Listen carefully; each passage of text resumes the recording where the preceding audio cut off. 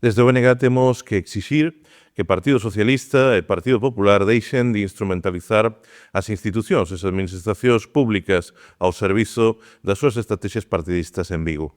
A infantil guerra de selfies a conto da asinatura do convenio que permitirá 24 anos despois da saída dos militares avanzarmos na recuperación de Tea para a veciñanza de Teis e para o conxunto das viguesas e dos vigueses é apenas o máis recente exemplo dunha estrategia irresponsável por parte duns e doutros.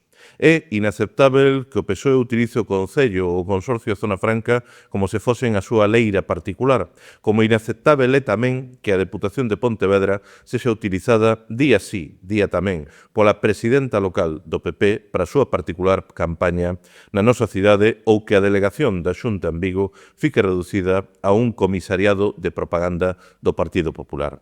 A cidade non pode seguir sendo refén da lea partidista na que PSOE e PP utilizan sen disimulo institución e recursos públicos para tentar doparse con propaganda. Eles creen que algo gañan, mais o certo é que quen sempre perde é a cidadanía. Xa abonda de tanta escenificación, de tanta sobreactuación, desta política performativa que o reduce todo a un meme viral, de reducir os proxectos que se desenvolven na nosa cidade a un atrezo para maior gloria de egos desbocados duns e doutras. Xa chega de codazos para ver quen sae na foto. As viguesas e vigueses o que precisan e o que merecen é que todas as administracións actúen desde a cooperación para atender as necesidades da cidade e facer avanzar Vigo.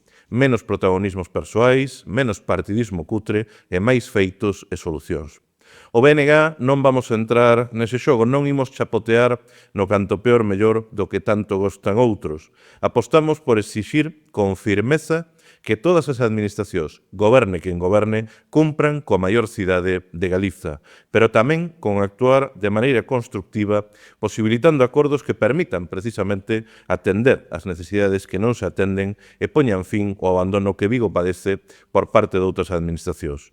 Man firme para defender a cidade, pero man tendida para facela avanzar.